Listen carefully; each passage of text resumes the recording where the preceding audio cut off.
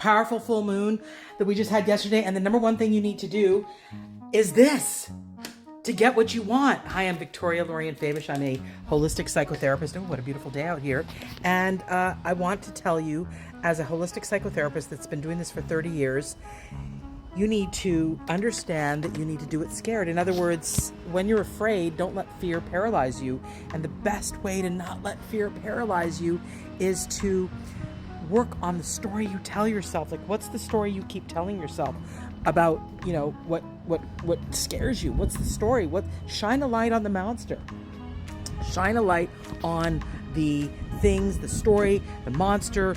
Journal about it. Don't just let it be there and freak you out.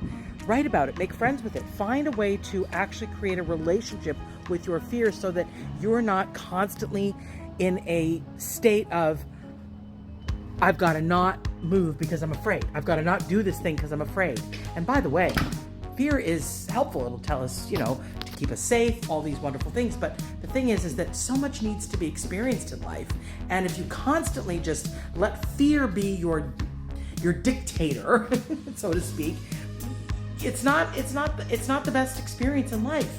So 1, identify what your fear is. 2, shine a light on it. Get really familiar with it. Make friends with it.